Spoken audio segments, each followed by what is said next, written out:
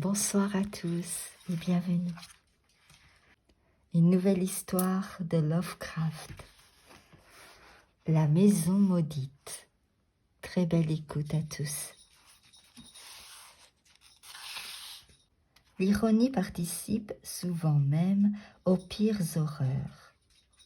Elle entre parfois directement dans la texture des événements. D'autres fois, elle n'intervient que dans leur rapport fortuit avec les êtres et les lieux.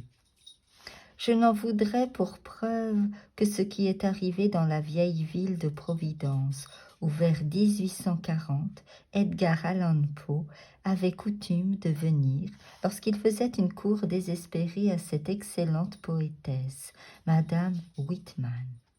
Poe descendait généralement au manoir, dans la rue des Bienfaits, devenue la célèbre auberge de la Boule d'Or qui a abrité Washington, Jefferson et Lafayette. Et sa promenade favorite le menait vers le nord chez Madame Whitman et de là au cimetière voisin de Saint-Jean, dont l'amoncellement de pierres tombales datant du XVIIIe siècle le fascinait. Or, et c'est l'ironie de la chose, au cours de ces promenades si fréquentes, le grand maître mondial de l'horreur et de l'insolite devait passer devant une maison située du côté est de la rue, vieille bâtisse crasseuse, perchée sur le contrefort d'une colline abrupte, flanquée d'un grand jardin en friche, remontant à l'époque où cette région n'était guère civilisée. Il ne semble pas qu'il ait jamais écrit sur cet endroit ni qu'il en ait parlé. Il ne semble pas non plus qu'il l'ait jamais remarqué. Et pourtant, cette maison, pour les deux personnes qui possédaient quelques informations à son sujet, égale ou dépasse en horreur les inventions les plus étonnantes du génie, qui passait si souvent devant elle, sans la noter, et se dresse comme un symbole de tout ce qui est indiciblement hideux. Cette maison était et demeure le genre de construction qui capte l'attention des curieux. Ferme ou à moitié ferme à l'origine, elle ressemble aux maisons coloniales de la Nouvelle-Angleterre au milieu du XVIIIe siècle. Demeure cossue, toit en pente, 2 étages dominés par un grenier sans lucarne, porche géorgien, lambrissé à l'intérieur selon le goût du temps. Exposée au sud, décorée d'un pignon, ancrée jusqu'aux fenêtres du rez-de-chaussée, dans l'épaule de la colline qui se dresse à l'est, elle révèle du côté de la rue l'intimité de ses fondations. Ce type de construction, il y a plus d'un siècle et demi, épousait la courbe de la route. Car la rue des Bienfaits, tout d'abord baptisée rue de Derrière, serpentait entre les tombes des premiers pionniers et fut rectifiée après qu'on eut transféré les corps au cimetière du Nord. On put alors couper, sans offenser personne, à travers les enclos, jadis propriété des vieilles familles. Au début, le mur occidental se trouvait à quelques 6 mètres au-dessus d'une pelouse qui descendait jusqu'à la route.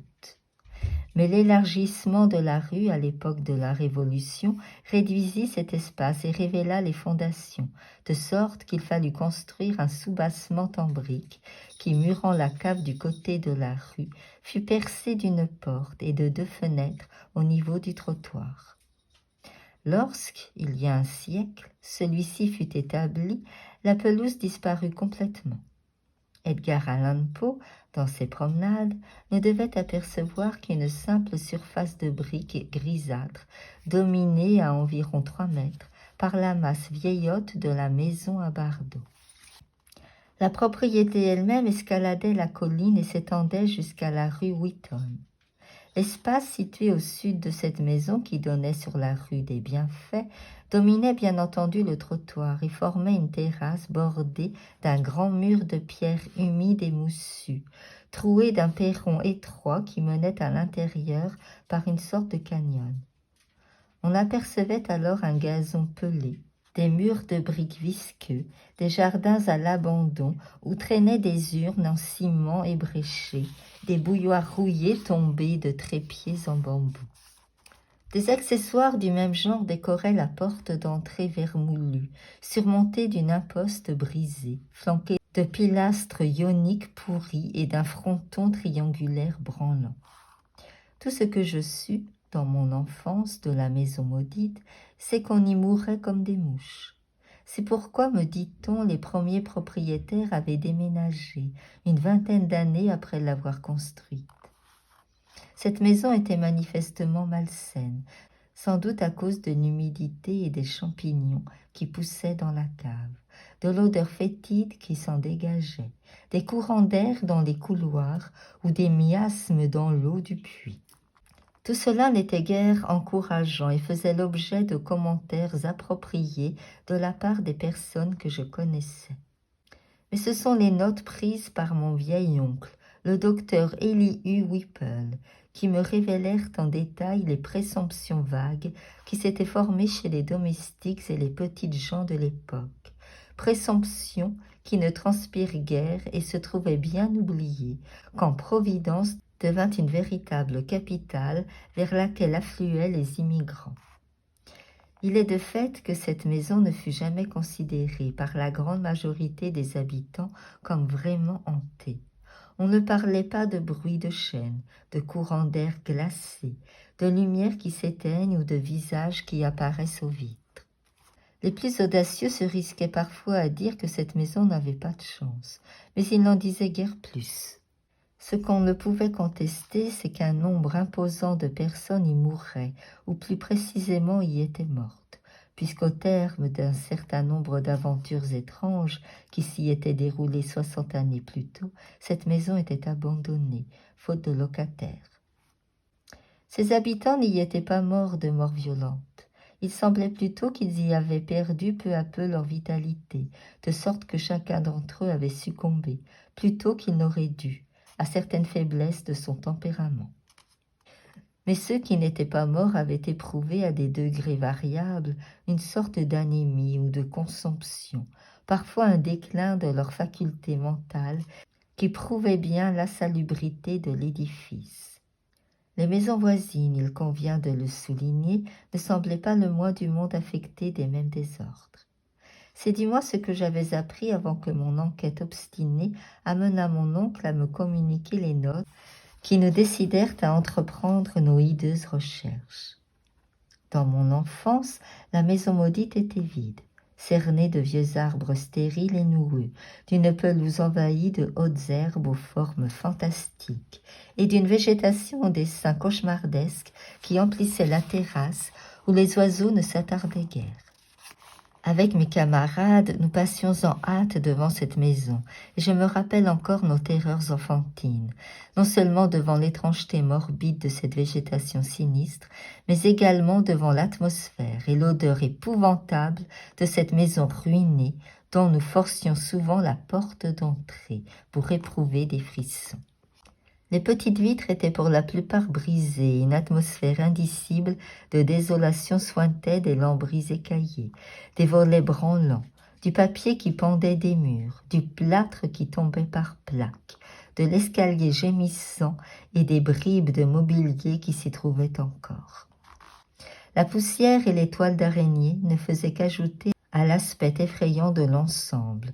Il fallait être bien courageux pour entreprendre l'ascension de l'échelle qui menait au grenier. Un long grenier étayé de poutres, éclairé par des œufs de bœuf situés à l'extrémité des pignons, envahi d'épaves, armoires, fauteuils, rouets sur lesquels s'était déposée la poussière des ans en un linceul festonné qui leur donnait des formes monstrueuses et diaboliques. Mais, réflexion faite, le grenier n'était pas la partie la plus horrible de l'édifice.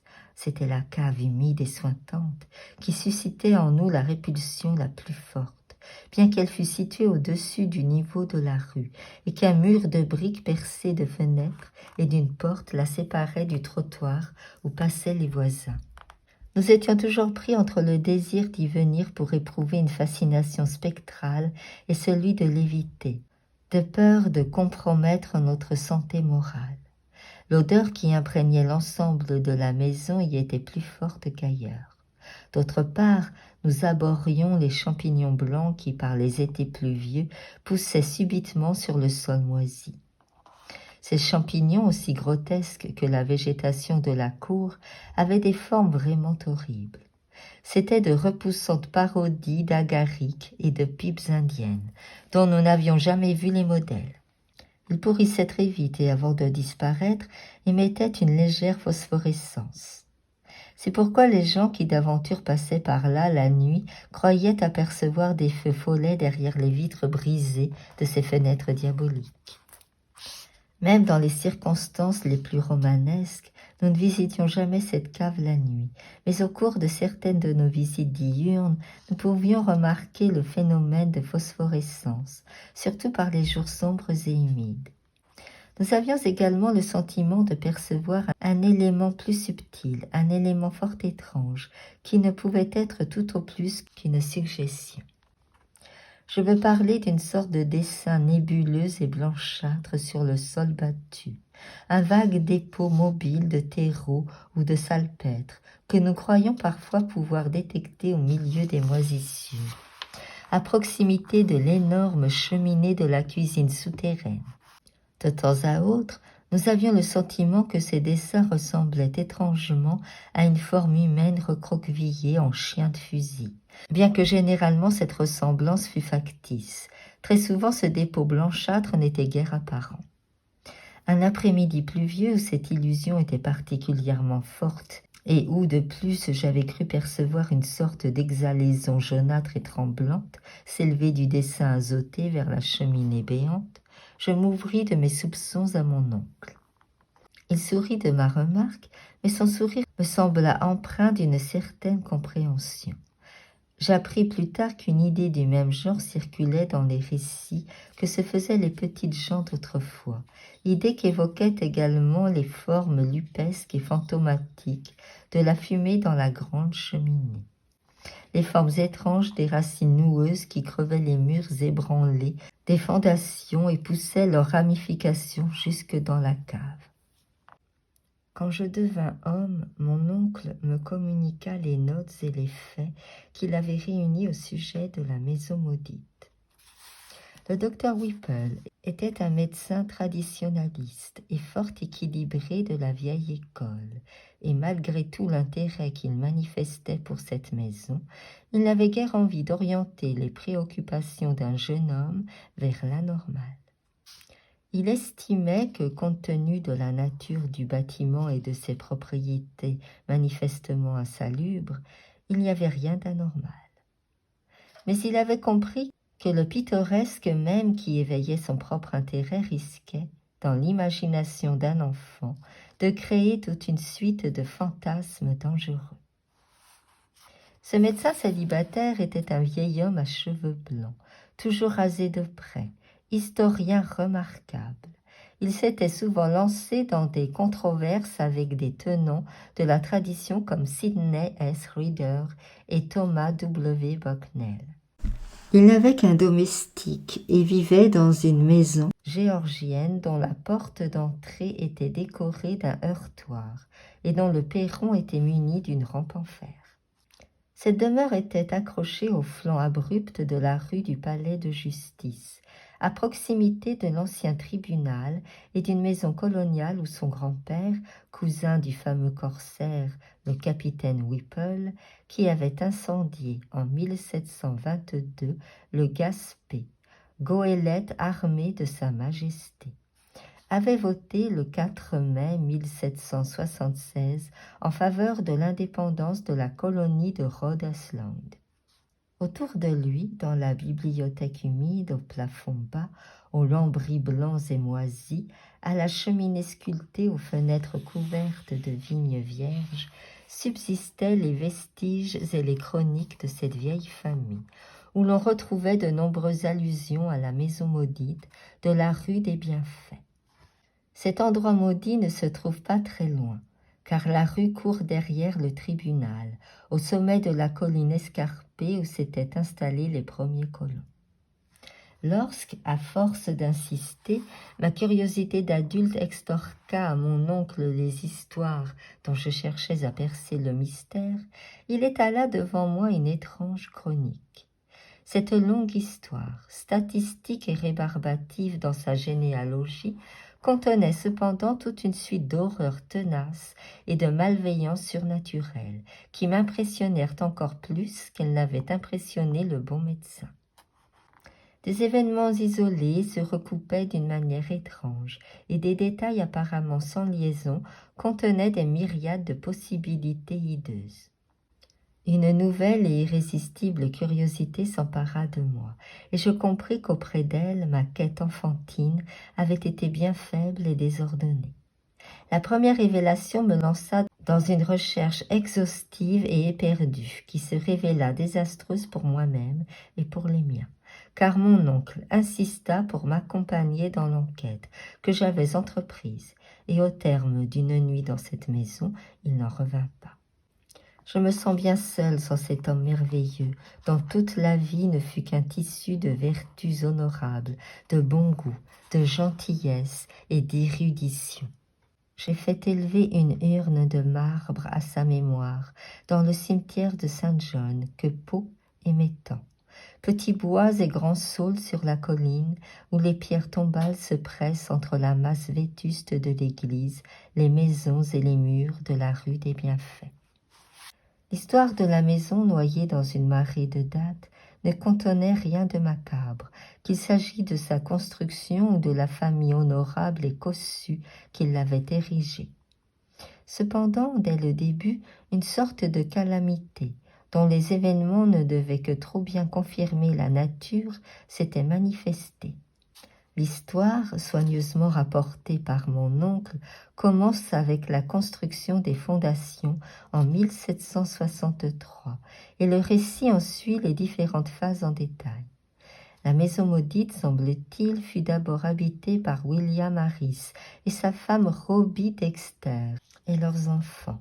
Elkanah, né en 1755, Abigail, née en 1757, William Jr., né en 1759, et Ruth, née en 1761.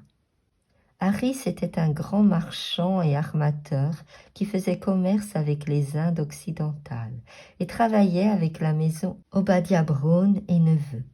Après la mort de Brown en 1761, la nouvelle entreprise de Nicolas Brown et compagnie fit de lui le propriétaire du brick Prudence, construit dans les arsenaux de Providence, navire de 120 tonneaux qui lui permit de posséder la maison qu'il désirait depuis le début de son mariage. Le site qu'il avait choisi dans le nouveau quartier à la mode de la rue de Derrière, au flanc de la colline qui dominait le quartier populeux de Cheapside, répondait à ses désirs et la maison elle-même était digne du quartier. C'était le maximum de ce que pouvait se permettre une fortune moyenne. Harris n'avait pas tardé à y emménager avant la naissance de son 5e enfant. Ce garçon naquit en décembre, mais il était mort-né. Aucun autre enfant ne devait naître dans cette maison pendant 1 siècle et demi. Au mois d'avril suivant, tous les enfants tombèrent malades et Abigail et Ruth moururent avant le mois de mai. Le docteur Hob Eves diagnostiqua une sorte de fièvre enfantine, mais d'autres virent dans ces 2 décès une sorte de consomption irrémédiable. Cette maladie, en tout cas, devait être contagieuse, car Anna Bowen, l'une des 2 domestiques, en mourut au mois de juin. Ellie Lidison, l'autre servante, se plaignait constamment d'une sorte de faiblesse. Elle serait bien revenue à la ferme de son père, à Rehoboth, si elle ne s'était prise d'affection pour Mehitabel Pierce, qui avait été engagée après la mort d'Anna. Lui-même mourut l'année suivante. Ce fut une bien triste année, puisqu'elle entraîna également la mort de William Harris, affaibli par le climat de la Martinique, où son commerce l'avait retenu de longs mois au cours de la précédente décennie. Sa veuve, Roby Harris, ne résista pas à cette catastrophe, et le décès de son aîné Elkanah, 2 ans plus tard, compromit définitivement son équilibre mental. En 1768, elle contracta une espèce de folie légère et vécut désormais cantonnée à l'étage. Sa sœur aînée, Mercy Dexter, qui n'était pas mariée, vint s'occuper d'elle. Mercy était une femme osseuse et assez laide, d'une forte constitution, mais sa santé déclina dès son arrivée. Elle était fort dévouée à sa malheureuse sœur et avait une affection particulière pour le seul neveu qui lui restait, William, qui jadis robuste bébé, était devenu un jeune homme maladif et chétif. Cette année-là, la servante Mehitabel mourut, et l'autre domestique, Préserved Smith, quitta la maison sans donner d'explication logique, ou du moins en racontant des histoires à dormir debout, et en se plaignant de la puanteur de l'endroit. Pendant quelque temps, Mercy ne put s'assurer le concours d'aucun domestique, car cette mort et un cas de folie, le tout en l'espace de 5 ans, avaient donné naissance à des bruits et des bavardages, qui devaient ensuite prendre corps. Elle finit cependant par s'attacher une servante venue d'ailleurs, Anne White, femme maussade qui avait vécu dans ce qui était alors Kingston et qui est devenue la ville d'Exeter, et un brave homme de Boston qui s'appelait Zenas Lowe. C'est Anne White qui la première répandit des bruits sinistres sur la maison. Mercy aurait mieux fait de ne pas engager une personne du pays de Nusenek, car ce village perdu dans les bois était alors, comme aujourd'hui, la proie des superstitions les plus folles. En 1892, les gens d'Exeter exhumèrent un cadavre et brûlèrent cérémonieusement son cœur en vue d'éviter certaines prétendues visites dangereuses à l'hygiène et à la paix publique. On imaginera sans peine quelles pouvaient être les idées qui avaient cours dans ce village en 1768. Anne avait la langue bien pendue et au bout de quelques mois, Mercy la renvoya et la remplaça par une femme gentille et fidèle de Newport, Maria Robbins. Cependant, la pauvre Robbie Harris demeurait dans sa folie, la proie des rêves et des fantasmes les plus hideux. Parfois ses cris devenaient intolérables, et des heures durant, elle poussait des hurlements horribles qui obligeaient son fils à aller vivre chez son cousin, Peleg Harris, dans le sentier du presbytère, près des nouveaux bâtiments du collège. Le garçon semblait se bien trouver de ce séjour, et si Mercy avait été aussi pratique que bien intentionnée, elle l'aurait définitivement confié à son cousin. La tradition hésite à répéter ce que Madame Harris hurlait dans ses rages. Ou plutôt, elle nous rapporte des récits tellement extravagants que leur absurdité même les rend irrecevables. Il semble absurde, en effet, qu'une femme qui n'avait que des rudiments de français ait pu hurler pendant des heures des mots dans cette langue, ou que cette même personne, isolée mais surveillée, se plaignit d'être mordue et dévorée par une chose qui la regardait fixement.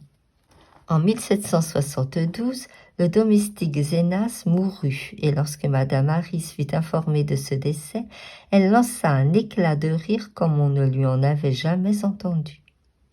L'année suivante, elle mourut et fut enterrée au cimetière du Nord, à côté de son mari.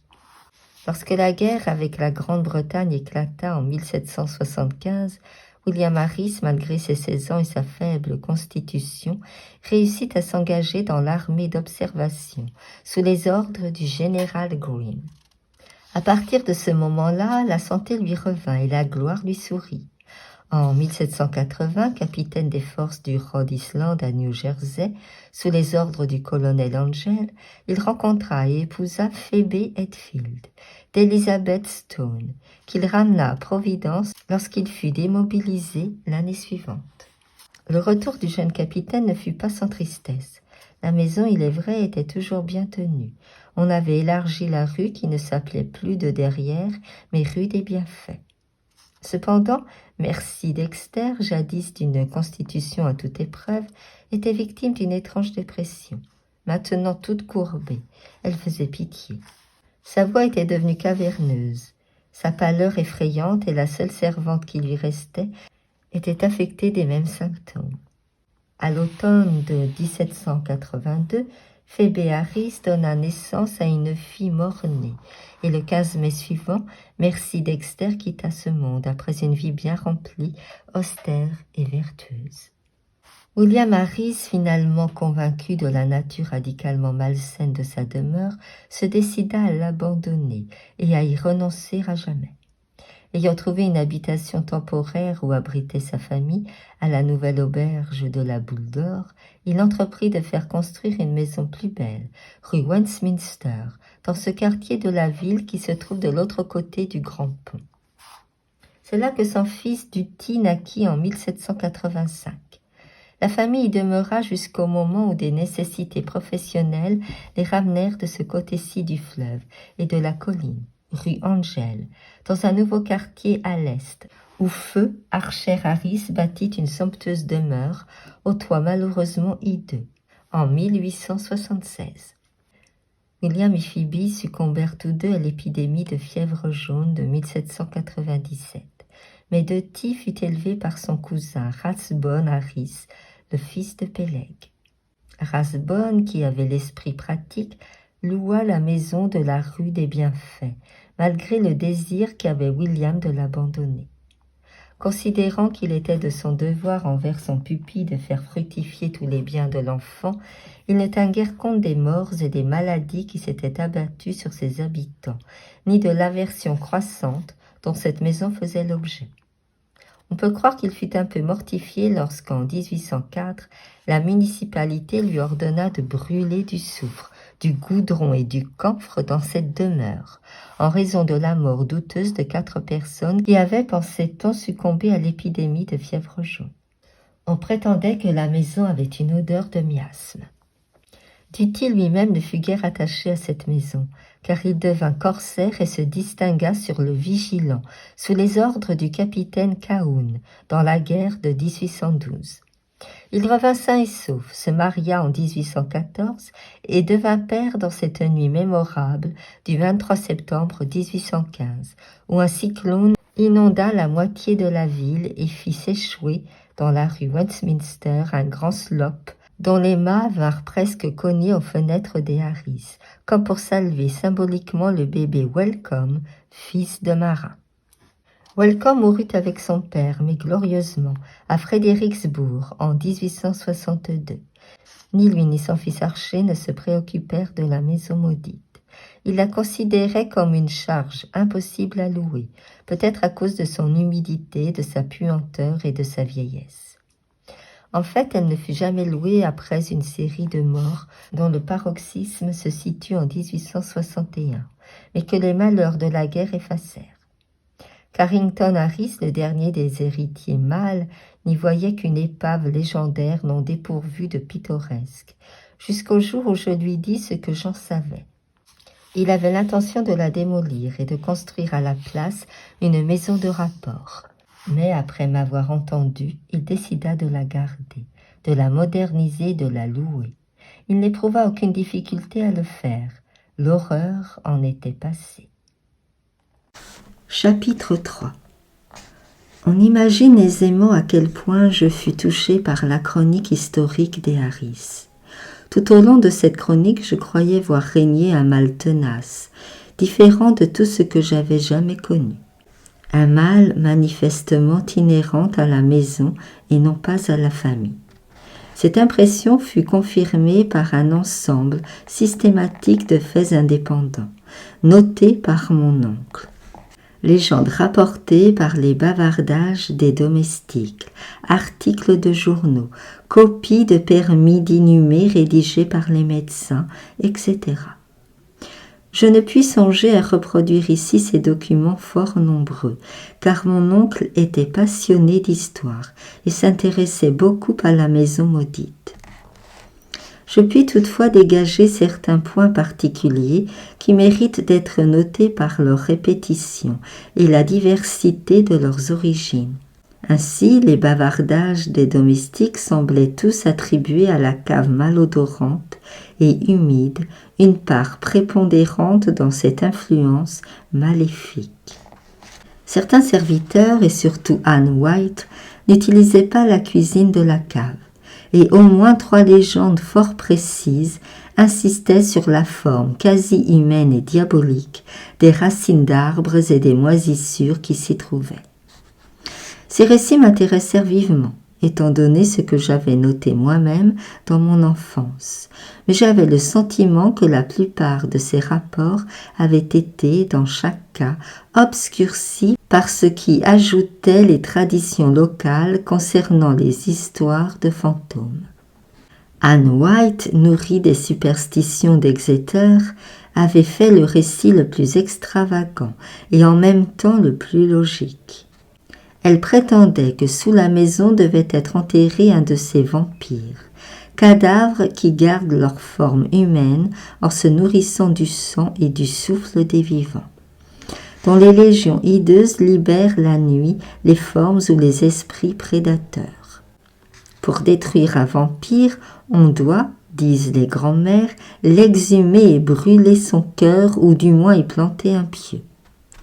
Et l'insistance obstinée qu'avait mise Anne White à fouiner dans la cave avait fini par provoquer son renvoi.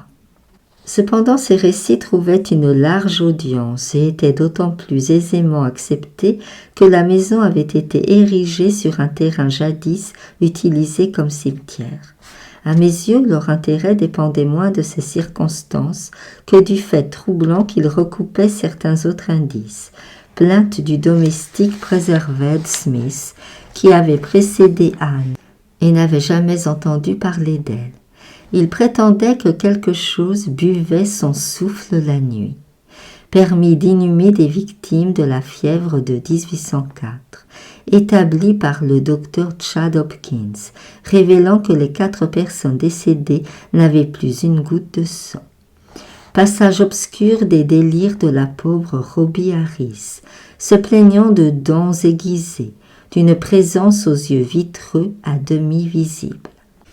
Aussi sceptique que je sois devant ces superstitions, elles produisirent néanmoins sur mon esprit une sensation bizarre, renforcée par 2 coupures de journaux relatives à des morts qui s'étaient produites à de longues années d'intervalle dans la maison maudite. L'une de la Gazette de Providence et des environs du 12 avril 1815 et l'autre de la Chronique quotidienne du 27 octobre 1845. Chacune de ces coupures apportait en détail une circonstance particulièrement macabre, dont la répétition était étonnante.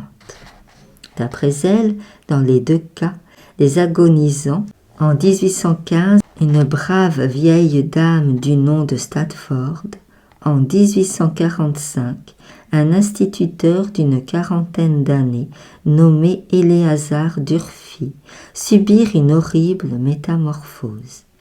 Considérant d'un œil vitreux la gorge du médecin qui les soignait, ils essayèrent de la mordre.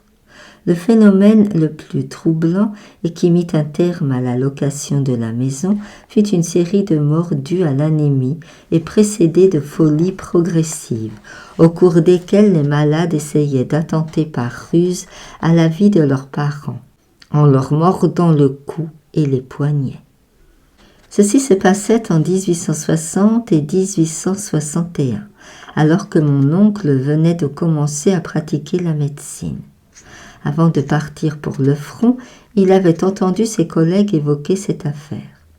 L'élément vraiment inexplicable était la manière dont les victimes, personnes ignorantes, car on ne pouvait plus alors louer la maison méphitique et maudite qu'à des personnes de cette classe, balbutiait des malédictions en français, langue qu'elle n'avait certainement pas apprise.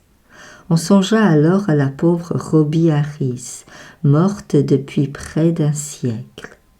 Et mon oncle en fut si ému qu'il commença à réunir des documents historiques sur la maison après avoir entendu, quelque temps après son retour de la guerre, le récit authentique des docteurs Chase et Whitmarsh. Je me rendais bien compte que mon oncle avait beaucoup réfléchi à cette affaire et se félicitait de la curiosité ouverte et sympathique que je témoignais et qui lui permettait d'évoquer avec moi une question dont d'autres se seraient contentés de rire.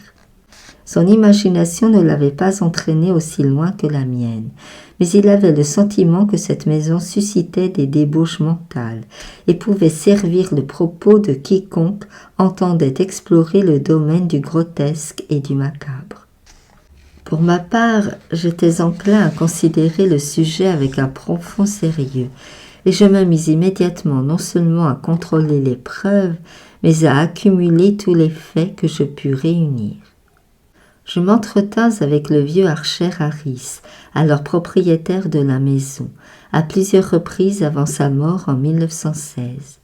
J'obtins de lui et de sa sœur Alice des preuves authentiques de la véracité des documents réunis par mon oncle. Mais lorsque je leur demandai quel rapport cette demeure avait bien pu avoir avec la France ou la langue française, ils s'avouèrent tout aussi intrigués et ignorants que moi. Tout ce que mademoiselle Alice put me dire, c'est que son grand-père, Dutty Harris, avait entendu parler de quelque chose qui n'était qu'un indice. Le vieux marin, qui avait survécu à la mort de son fils Welcome pendant 2 ans, n'avait pas connu lui-même cette légende. Mais il se souvenait que sa première gouvernante, la vieille Maria Robbins, avait vaguement entendu parler de quelque chose qui aurait pu donner un sens étrange au délire français de Robbie Harris, qu'elle avait si souvent entendu au cours des derniers jours que cette malheureuse avait passés sur terre. Maria avait vécu dans la maison maudite de 1769 à 1783, date à laquelle la famille avait déménagé, et elle avait assisté à l'agonie de Mercy Dexter. Un jour, elle y avait fait allusion devant le petit Dutty et lui avait rapporté un détail étrange de cette agonie. Mais il n'avait pas tardé à tout oublier, se rappelant seulement que c'était quelque chose d'étrange. De plus, l'héritière avait du mal à se souvenir de cet entretien. Son frère et elle ne s'intéressaient pas autant à la maison que le fils d'Archer, Carrington, propriétaire actuel, avec qui je m'entretins après mon expérience. Ayant obtenu de la famille Harris toutes les informations qu'elle pouvait me donner, je me mis à étudier les documents municipaux et l'histoire de la ville, avec un sérieux et une attention supérieure à ceux qu'avait déployés mon oncle en semblables circonstances. Je voulais connaître parfaitement l'histoire de la maison depuis le début de la colonisation, en 1636 ou même auparavant, et retrouver, si possible, toutes les légendes indiennes du Narragansett pour étayer les faits. Je m'aperçus dès le début de mes recherches que ce terrain avait fait partie d'une longue bande de lotissements accordés à l'origine à John Throckmorton. C'était l'un des nombreux lotissements analogues qui, partant de la rue de la ville, le long du fleuve, escaladaient la colline jusqu'à l'endroit où se trouve aujourd'hui la rue de l'Espoir. Le lotissement de Throckmorton avait été ensuite divisé en plusieurs parcelles. J'étudiais plus particulièrement la région où devait passer plus tard l'ex-rue de Derrière, rue des Bienfaits. On disait que sur cet emplacement se trouvait jadis le cimetière des Throckmorton. Mais en étudiant les documents de plus près, je m'aperçus que les tombes avaient toutes été transférées très tôt au cimetière du Nord, sur la route de l'Ouest qui mène à Pawtucket. Puis soudain, je découvris, par un hasard extraordinaire, puisqu'il ne se trouvait pas dans le corps des documents et aurait aussi bien pu m'échapper, un document qui éveilla mon intérêt, car il recoupait plusieurs des éléments les plus étranges de cette histoire. Il s'agissait du bail d'un petit lopin de terre accordé en 1697 à un certain Étienne Roulet et à sa femme.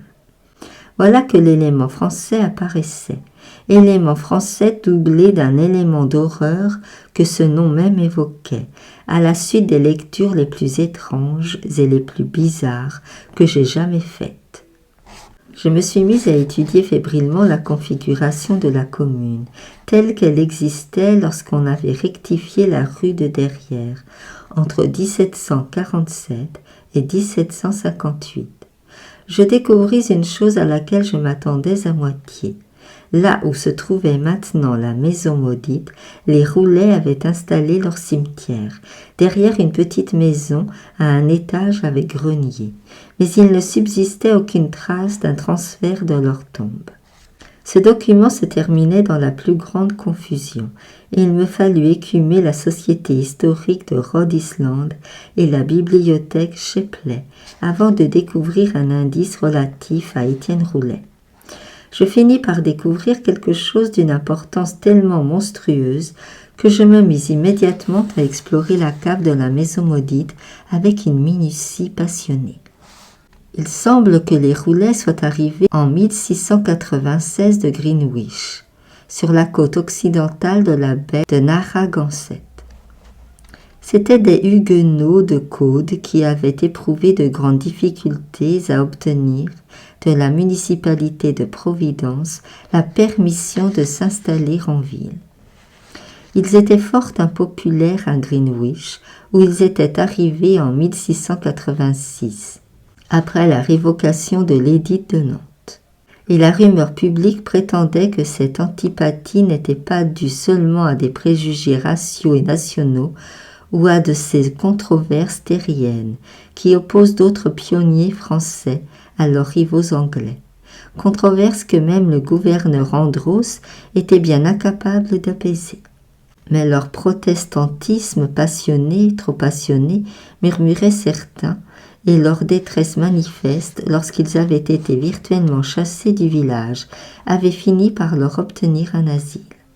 Et Étienne Roulet, moins apte à cultiver les champs qu'à lire des ouvrages étranges et à inventer de curieux dessins, reçut un poste administratif au dépôt du port à Pardon-Tillinghast, au bas de la rue de la ville.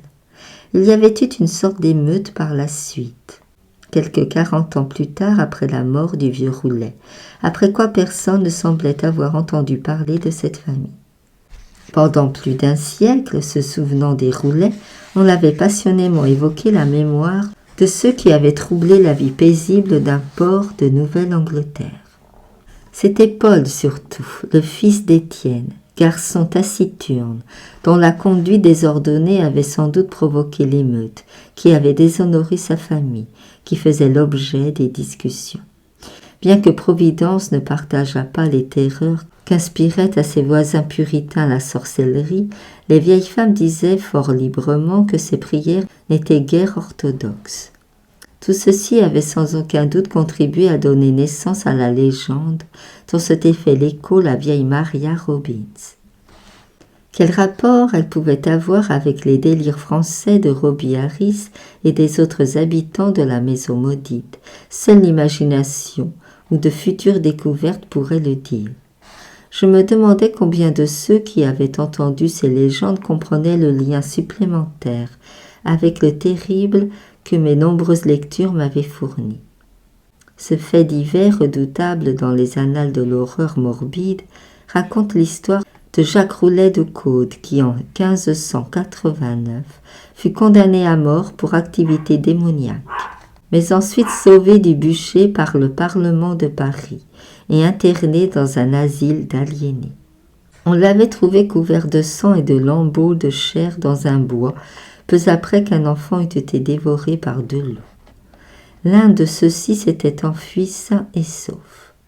C'était à coup sûr une de ces bonnes légendes qu'on se raconte au coin du feu, pleines de sous-entendus quant au nom et au lieu.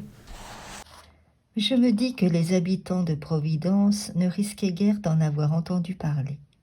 Dans l'hypothèse contraire, la coïncidence des noms aurait entraîné des décisions impitoyables, dues à la peur. En fait, quelques chuchotements n'auraient-ils pas suffi à provoquer l'émeute qui chassa les Roulets de la ville? Je me mis alors à visiter l'endroit maudit de plus en plus souvent.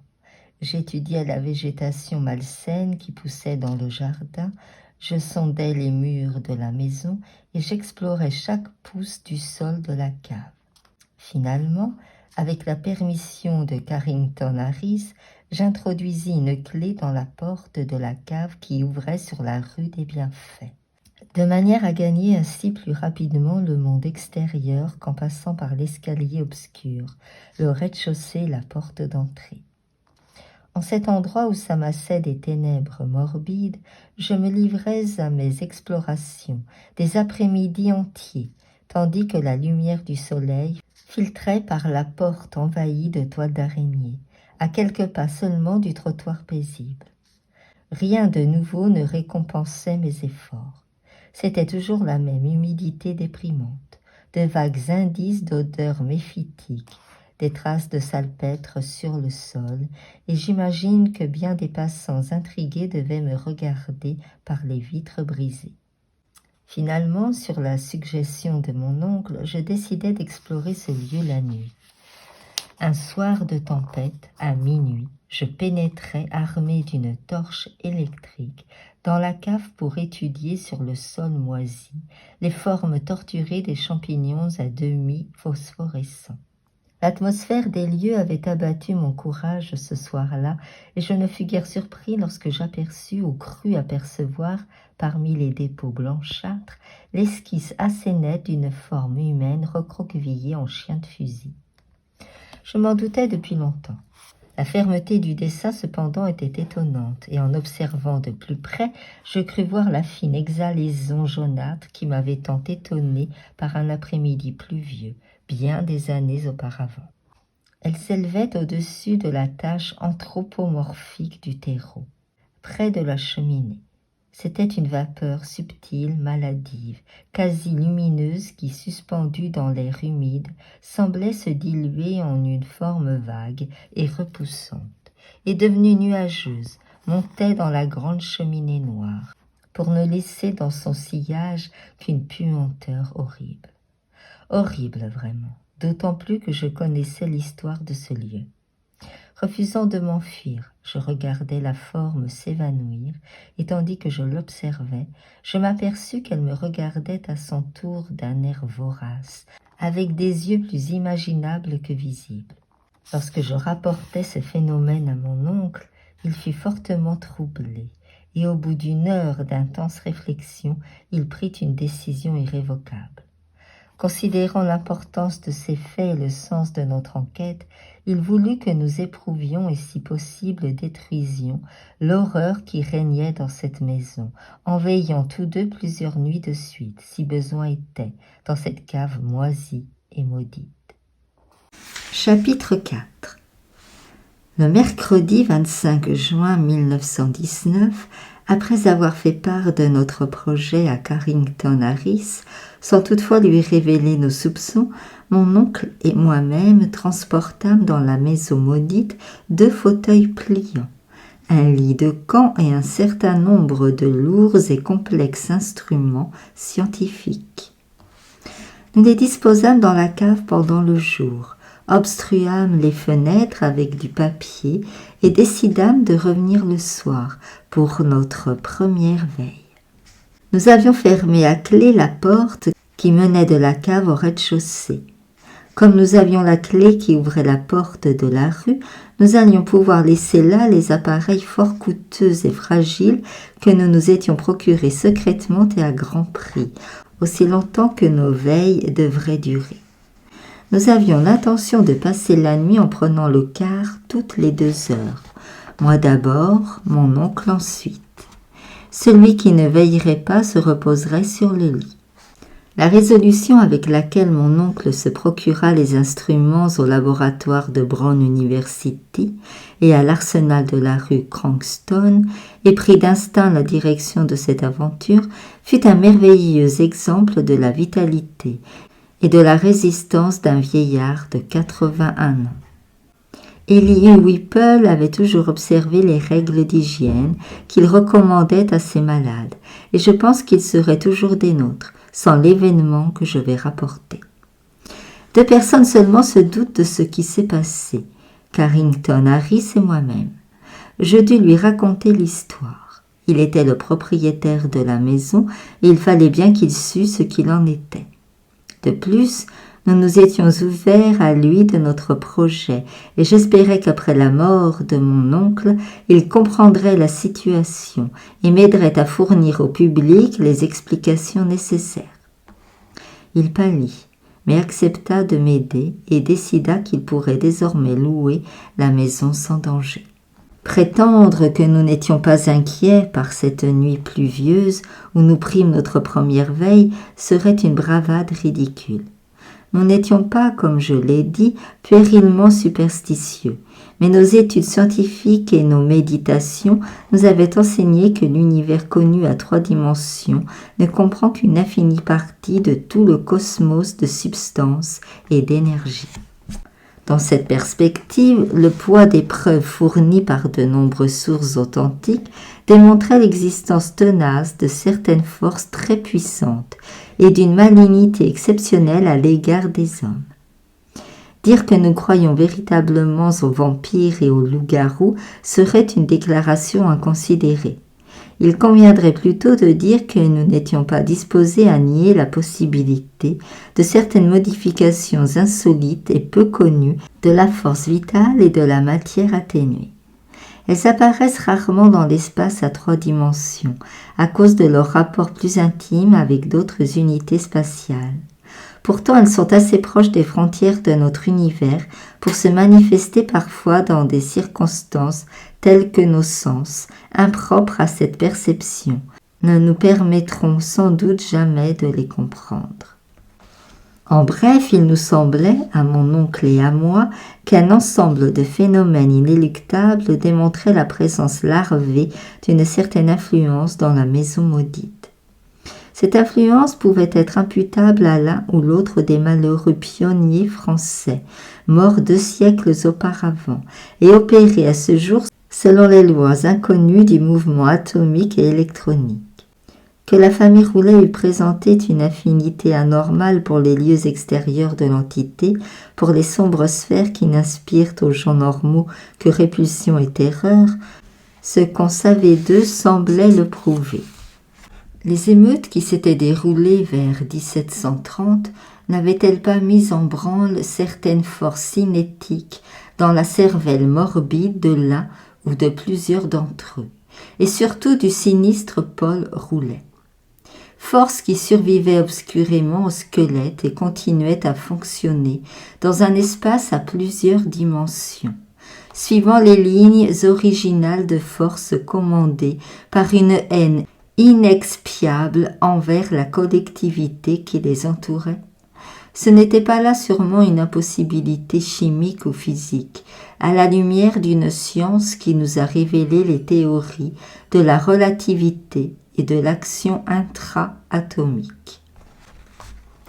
On pourrait aisément supposer un noyau étranger de substance ou d'énergie, informe ou de forme inimaginable, maintenu vivant par des ponctions imperceptibles ou immatérielles faites dans la force vitale.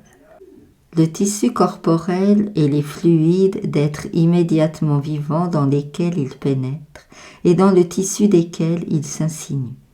Ce noyau pourrait être franchement hostile ou n'obéir qu'à des raisons aveugles de subsistance personnelle.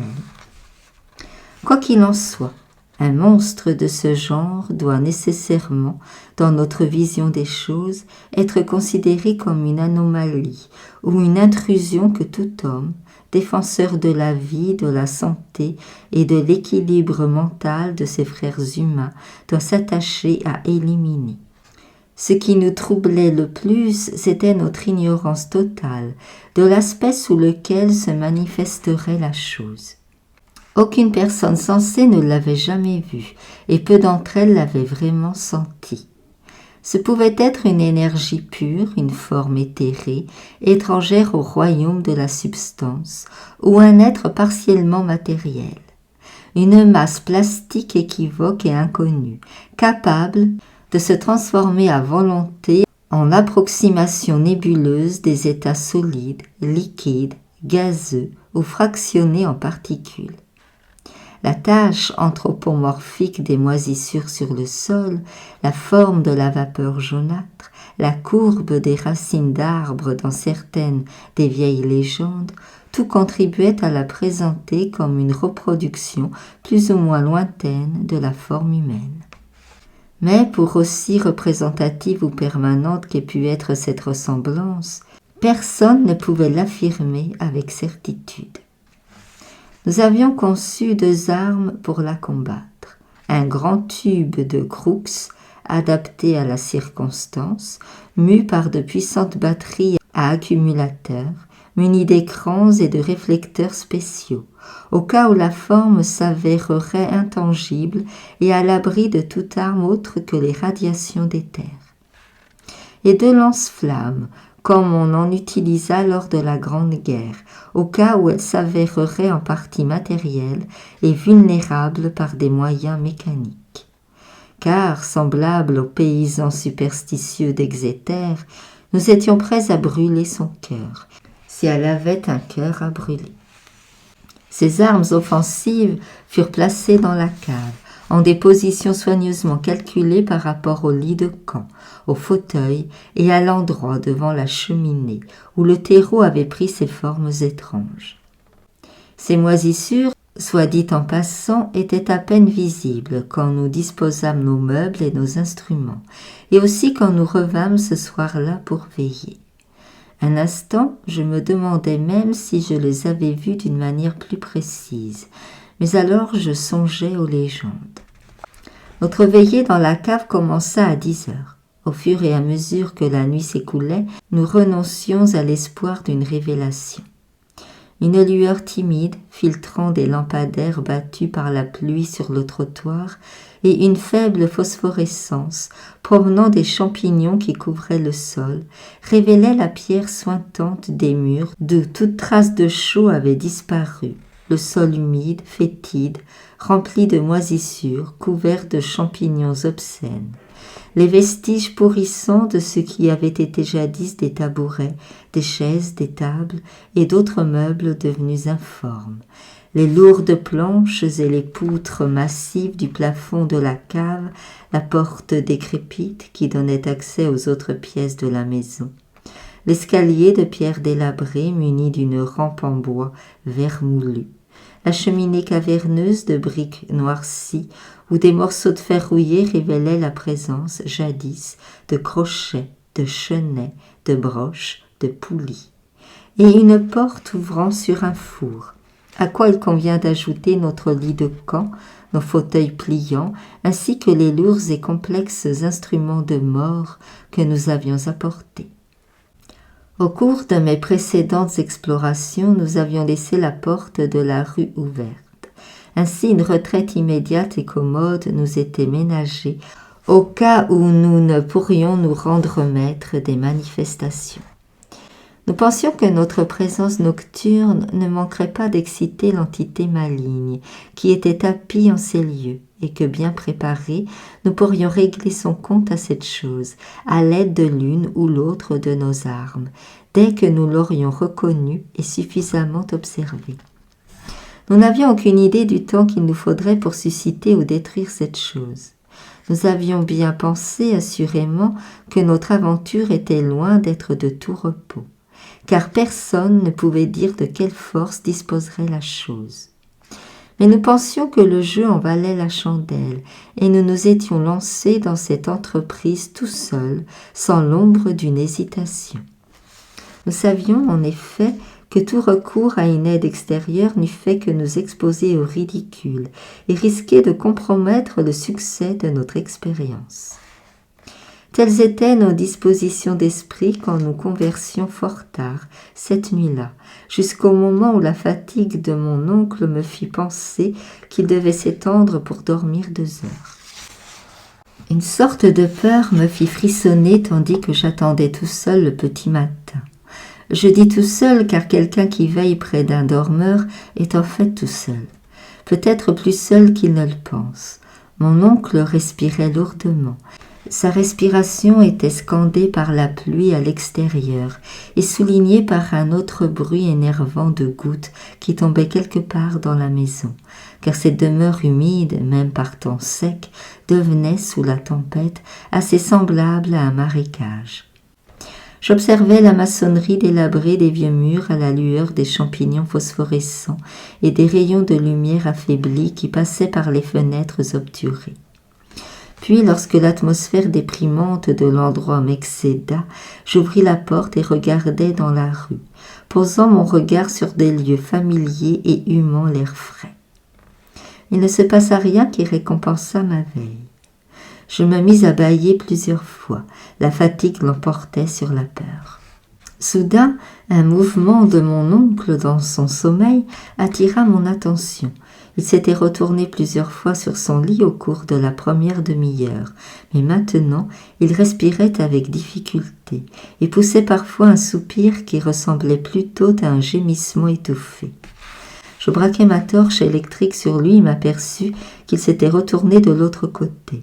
Je me levai, me dirigeai de l'autre côté du lit et éclairai son visage pour voir s'il éprouvait quelque douleur. Le spectacle qui s'offrit à mes yeux me surprit, chose assez curieuse étant donné sa banalité.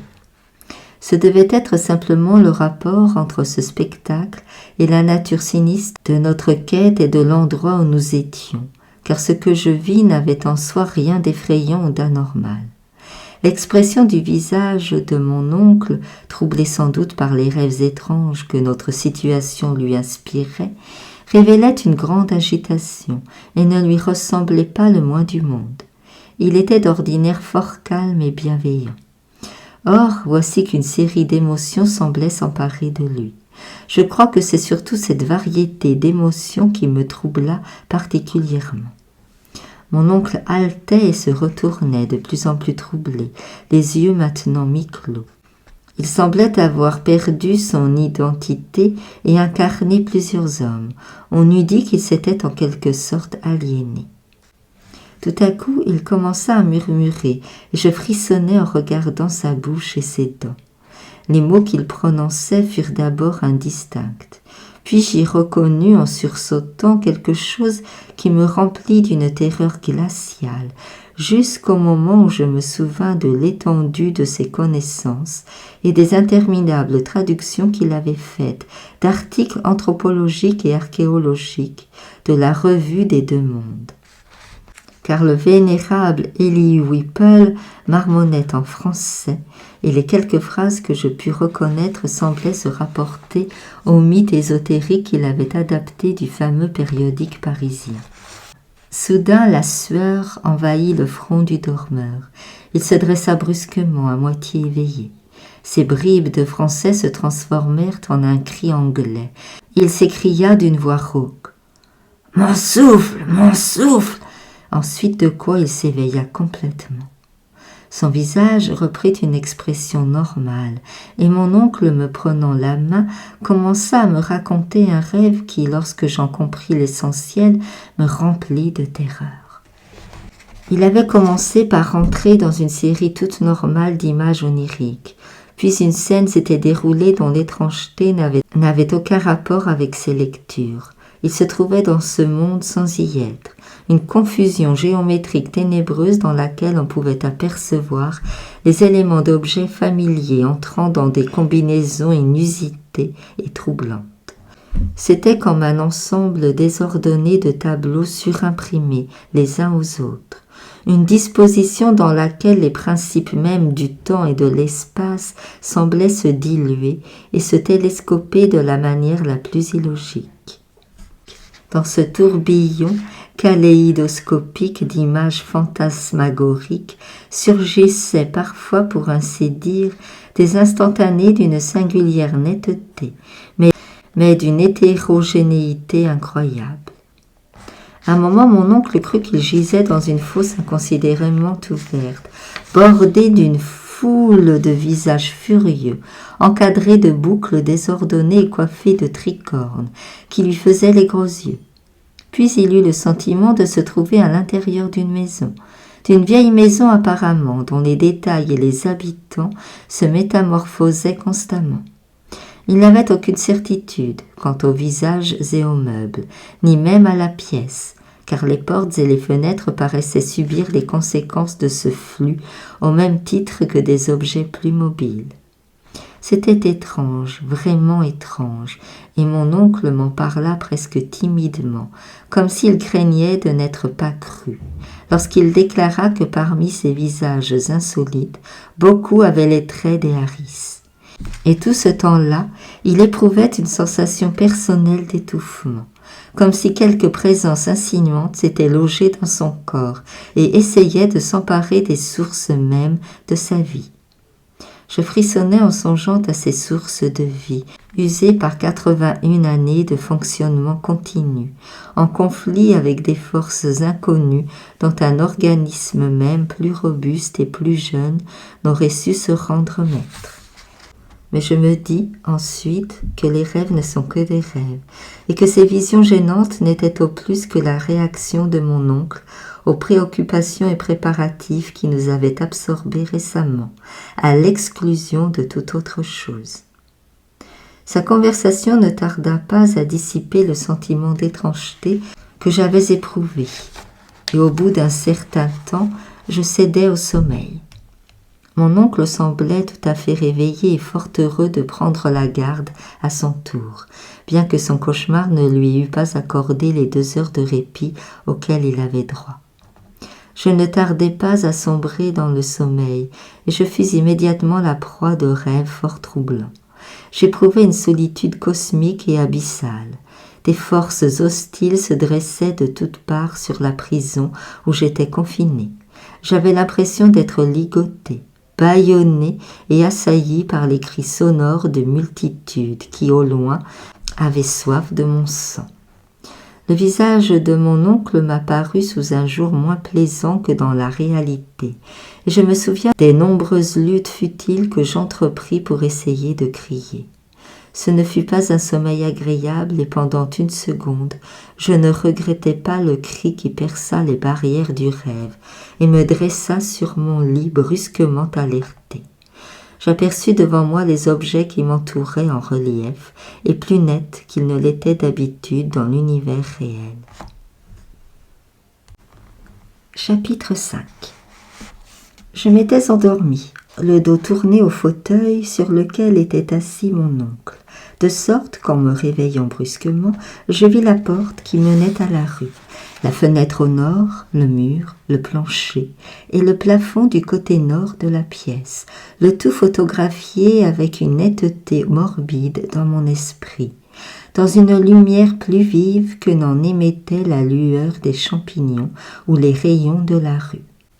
Ce n'était pas une lumière forte, ni même assez forte. Elle n'était certainement pas assez dense pour permettre la lecture, mais elle projetait l'ombre du lit et de mon corps sur le plancher, et elle avait une nuance jaunâtre d'une intensité pénétrante qui évoquait quelque chose de plus fort que la luminosité. Je perçus ce phénomène et m'en alarmai, bien que 2 autres de mes sens fussent également alertés. J'avais toujours aux oreilles l'écho de ce cri déchirant, et mes narines se révulsaient devant la puanteur qui envahissait les lieux. Mon esprit, aussi vif que mes sens, reconnut immédiatement la gravité de ces éléments insolites, et presque automatiquement, je bondis et me retournai pour saisir les instruments de mort qui devaient se trouver sur les moisissures devant la cheminée. En me retournant, je redoutais ce que j'allais voir, car le cri que j'avais entendu ne pouvait avoir été poussé que par mon oncle, et j'ignorais contre quelle menace je devrais le défendre et me défendre. Cependant, le spectacle qui s'offrit à ma vue fut pire que tout ce que j'avais rêvé. Il y a des horreurs qui dépassent l'horreur, et j'étais en présence de ces paroxysmes hideux et cauchemardesques que le cosmos réserve aux malheureux qu'il veut maudire. Sur le sol infesté de champignons s'élevait un corps lumineux et vaporeux, jaune et morbide, qui se liquéfiait et grandissait dans des proportions gigantesques, prenant la forme vague d'un être, mi-humain, mi-monstre, à travers lequel j'apercevais la cheminée. Cet être était tout en yeux comme un loup moqueur, et sa tête rugueuse, semblable à celle d'un insecte, se diluait au sommet en fine vapeur brumeuse et putride, qui se déroulait dans la pièce, avant de passer dans la cheminée.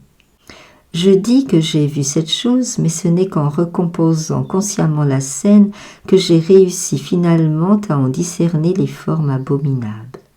Sur l'instant ne m'apparut qu'un nuage, vaguement phosphorescent, d'horreur spongieuse, enveloppant et dissolvant en une matière horriblement plastique le seul objet sur lequel mon attention était concentrée. Cet objet était mon oncle, le vénérable Elihu Whipple, qui, les traits noircis et décrépits, ricanait, balbutiait et étendait les doigts dégoûtants vers moi comme pour me déchirer, en proie à la fureur que cette horreur avait provoquée. Je dus à mon expérience de ne pas sombrer dans la folie. Je m'étais préparé à ce moment crucial et c'est à cet entraînement inconscient que je dus mon salut. Comprenant que cette malignité liquéfiée n'avait aucune substance que pût affecter la matière ou la chimie matérielle, je renonçai au lance-flamme qui se trouvait à ma gauche et déclenchai le courant du tube de Crookes en dirigeant vers la scène de ce blasphème immortel les plus fortes radiations d'éther que le génie humain puisse capter dans l'espace et dans les fluides de la nature.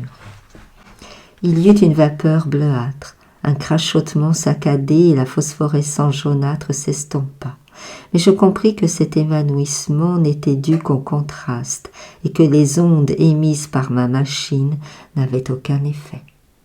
Alors, au cœur de ce spectacle démoniaque, j'aperçus une nouvelle horreur qui fit monter un cri à mes lèvres et me repoussa en titubant par la porte ouverte vers la rue paisible, peu soucieux des terreurs abominables que je pouvais déchaîner sur le monde ou des jugements que je risquais de m'attirer. Dans ce sombre mélange de bleu et de jaune, le corps de mon oncle avait commencé à se liquéfier d'une manière révulsante. Il est impossible de décrire l'essence de cette liquéfaction, ni les degrés de métamorphose que révélait son visage et que seule la folie pourrait concevoir. Il devenait à la fois diable et multitude, charnier et cavalcade. À la lueur des rayons mêlés et incertains, ce visage gélatineux prenait une douzaine, une vingtaine, une centaine de formes, s'enfonçait en grimaçant dans le sol sur un corps qui fondait comme du suif, caricature parfaite de légions étranges et pourtant familières. Je vis les traits de tous les Harris, hommes, femmes, adultes, enfants, puis les traits des vieux et des jeunes, des raffinés et des brutes, des amis et des ennemis. Pendant une seconde surgit une contrefaçon dégradée d'une miniature de la pauvre Rhodie Harris que j'avais vue au musée de l'école de dessin. Puis je crus apercevoir le visage osseux de Mercy Dexter, tel que je me la rappelais d'un près un tableau dans la maison de Carrington Harris. C'était plus effrayant que tout ce qu'on pouvait imaginer. Vers la fin, un curieux mélange de visages de serviteurs et de bébés apparut près du sol spongieux, où une flaque de graisse verdâtre s'épaississait. Et les traits grimaçants semblaient se combattre et cherchaient à retrouver l'expression habituelle à mon oncle. J'aime à croire qu'il existait encore en cet instant-là et qu'il essayait de me dire adieu. Je crois que je hoquetais moi-même un adieu, la gorge sèche, en trébuchant dans la rue. Un petit filet de graisse me suivit par la porte, sur le trottoir lavé de pluie. Le reste est obscur et monstrueux. Pas une âme dans la rue pluvieuse, personne au monde à qui j'osasse raconter ce qui s'était passé. Je déambulais au hasard, passais devant la colline du collège et l'Athénée, descendis la rue Hopkins, traversais le pont, entrais dans le quartier des affaires où de grands édifices semblaient me protéger, comme les éléments matériels du monde moderne protègent les hommes du merveilleux malsain d'autrefois. Puis l'aube grise parut, toute humide à l'est. Et la vieille colline avec ses vénérables clochers se détacha sur le ciel et m'attira vers le lieu où je devais poursuivre ma terrible tâche. Et je finis par y aller, trempé, tête nue, perdu dans la lumière du petit matin. Je repassai l'abominable porte de la rue des Bienfaits que j'avais laissée entr'ouverte et qui continuait à battre mystérieusement devant les premières femmes de ménage auxquelles je n'osais adresser la parole. La flaque de graisse avait disparu, car ce sol était spongieux. Devant la cheminée ne subsistait aucun vestige de la forme gigantesque et recroquevillée. Je regagnais le lit, les fauteuils, les instruments, mon chapeau abandonné et le canotier de mon oncle. J'étais dans un univers brumeux où j'avais peine à discerner le rêve de la réalité. Puis la conscience me revint et je compris que j'avais été témoin de choses plus horribles encore que je n'en avais rêvé. Je m'assis et essayai de recomposer, aussi bien que la logique le permettait, ce qui s'était passé, et me demandais comment mettre un terme à cette horreur si vraiment elle s'était produite. Ce n'était pas une matière, ni de l'éther, ni rien que pût concevoir l'esprit humain. Quoi d'autre alors qu'une émanation exotique, une vapeur vampirique, semblable à celle dont les paysans d'Exeter prétendent qu'elle erre dans certains cimetières. C'était selon moi l'explication. Je contemplais de nouveau, devant la cheminée, le sol où les moisissures de salpêtre avaient adopté une forme étrange. Au bout de 10 minutes, ma décision était prise. Saisissant mon chapeau, je rentrai chez moi. Je pris un bain, déjeunai, commandai par téléphone une pique, une bêche, un masque à gaz, 6 bonbonnes d'acide sulfurique, ordonnai de livrer le tout le lendemain matin à la porte de la cave de la maison maudite de la rue des Bienfaits. Après quoi j'entrepris de dormir. Comme je n'y parvenais pas, je me mis à lire et à écrire des vers saugrenus pour lutter contre mon humeur. À 11 heures le lendemain matin, je me mis à bêcher. Il faisait un beau soleil et j'en étais heureux. J'étais encore seul, car si je redoutais l'horreur inconnue que je recherchais, je craignais encore plus d'en parler à quiconque. Par la suite, je racontais l'histoire à Harris, poussé par la nécessité et aussi parce qu'il avait entendu les vieilles gens raconter des histoires de ce genre, ce qui ne les prédisposait guère à me croire. En retournant le terreau puant devant la cheminée, tandis que ma bêche faisait sourdre un suintement visqueux et jaunâtre sur les champignons blancs qu'elle tranchait en deux, je tremblais à l'idée de ce que j'allais peut-être découvrir. Certains secrets enfouis au cœur de la terre sont néfastes aux hommes, et je pensais bien être sur le point d'en surprendre un. Mes mains tremblaient, mais je continuais à bêcher. Au bout d'un moment, je m'arrêtai, debout dans la fosse que j'avais creusée. À mesure que je creusais ce trou, qui avait environ 2 mètres carrés, la puanteur ne faisait qu'augmenter. Je n'eus plus aucun doute sur la chose diabolique que j'allais rencontrer et dont les émanations avaient voué cette maison à la malédiction pendant 1 siècle et demi. Je me demandais à quoi ça ressemblerait, quelle serait sa forme et sa substance. Quelle dimension elle aurait prise à force de sucer la vie pendant des siècles. Finalement, je sortis du trou et rejetai le tas de terre sur 2 côtés, puis disposai au bord de l'excavation les grandes bonbonnes d'acide, de manière à pouvoir, au moment opportun, les vider rapidement dans la fosse. Après quoi je rejetai la terre des 2 autres côtés. Je travaillais plus lentement. Lorsque l'odeur se précisa, je coiffai le masque à gaz. J'étais presque à bout de force en m'approchant de la chose indicible qui devait se trouver au fond de ce puits. Soudain, ma bêche heurta une substance plus molle que la terre. Je frissonnai et faillis sortir du trou dans lequel j'étais enfoncé jusqu'au cou, mais le courage me revint. J'enlevai encore un peu de terre à la lumière de ma torche électrique. La matière que j'avais découverte était visqueuse et vitreuse. C'était une sorte de gelée semi-putride, congelée et translucide. Continuant à bêcher, je pus observer par une crevasse cette forme tassée. La surface découverte était énorme, à peu près cylindrique. C'était une sorte d'énorme tuyau de poêle d'un blanc bleuâtre, replié sur lui-même et qui, dans son diamètre le plus grand, atteignait une 50aine de centimètres. Je continuai à bêcher, puis brusquement je bondis hors du trou pour échapper à cette chose dégoûtante.